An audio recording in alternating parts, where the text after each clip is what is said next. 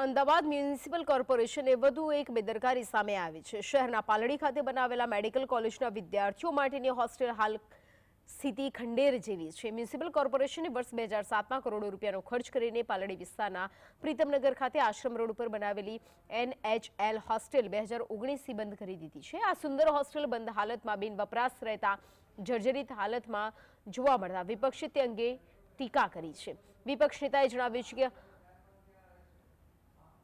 એક તરફ હોસ્ટેલ બિન વપરાશ રહેવા પામે અને બીજી તરફ રિવરફ્રન્ટ ઉપર કરોડોના ખર્ચે મેડિકલ વિદ્યાર્થીઓ માટેની નવી હોસ્ટેલ બનાવવામાં આવે છે।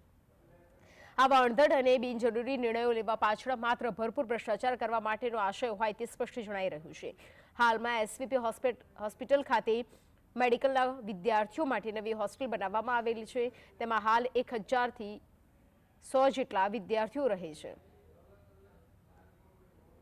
પરંતુ મેડિકલના વિદ્યાર્થીઓની સંખ્યા વધુ હોવાથી આ હોસ્ટેલમાં મેડિકલના તમામ વિદ્યાર્થીઓનો સમાવેશ થઈ શકતો નથી। તેથી મેડિકલ કોલેજના વિદ્યાર્થીઓના હિત માટે સદર બોયઝ હોસ્ટેલનું વહેલી તકે રિનોવેશન કરાવવા માટેની જરૂરી કાર્યવાહી તાકીદે કરવા કોંગ્રેસ પક્ષે માંગણી કરી છે।